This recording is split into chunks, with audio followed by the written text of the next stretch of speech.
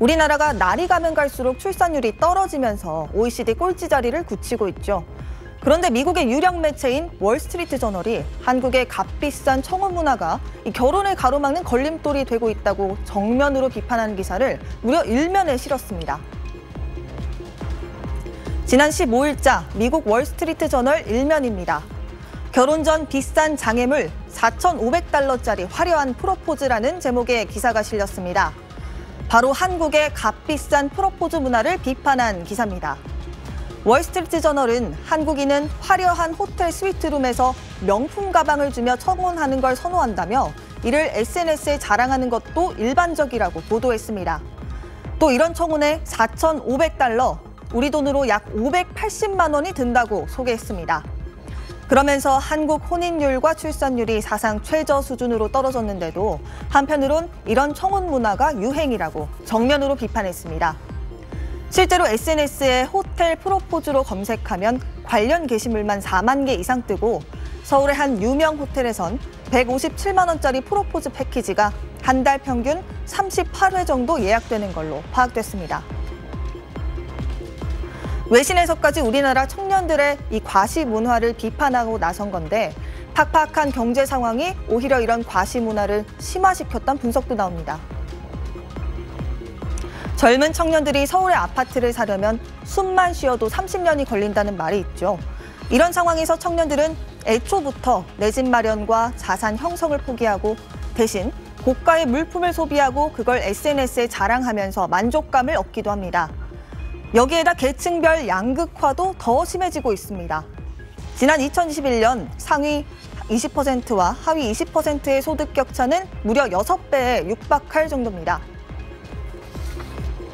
미래에 대한 그 불확실성이 너무 크고 집값도 어떻게 될지 모르고 하다 보니까 자꾸 이제 결혼도 늦게 하고 그러면서 오히려 현실에 이제 더 즐기면서 살자는 욜로족이라는 그런 언급도 나오고 있는 거거든요. 내가 있는 부를 과시하고 오히려 미래보다는 현실에 이제 더 주력하는 그런 쪽의 경제 상황으로 이제 가고 있는데 오히려 이제 장기적으로 갈 때 미래지향적이지 않은 그런 삶으로 나갈 수 있다는 측면에서 이렇게 사실 그 경제 생활이 합리적으로 이루어질 가능성이 좀 낮다고 보여집니다.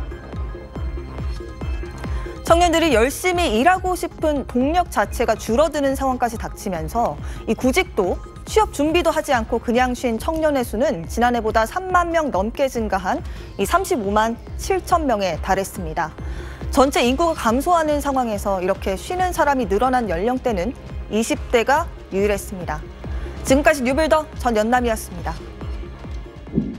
연봉 100억 원 이상을 번다고 밝힌 수학 1타 강사 정승재 씨가 저출산 원인이 소셜미디어 보여주기식 문화와 관련이 있다고 밝혀서 네티즌들의 공감을 얻고 있습니다.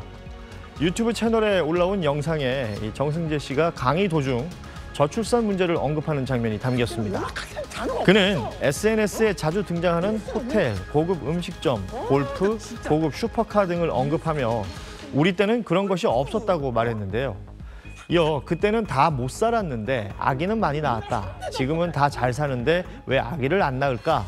그게 인스타그램 때문이라면서 SNS를 보면 나만 못 살고 아이를 잘 키우지 못할 것 같다는 생각이 드는 것이 문제라며 꼬집었습니다.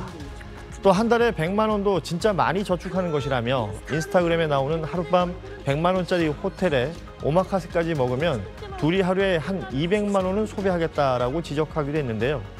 끝으로 인스타그램을 믿지 말자며 SNS 속 행복에 보이는 이 사람들과 자신을 비교하며 주눅들지 말라는 메시지를 전했습니다. 누리꾼들은 인스타를 너무 믿지 말자라는 말이 맞는 말이라며 공감하는 댓글들을 이어갔습니다.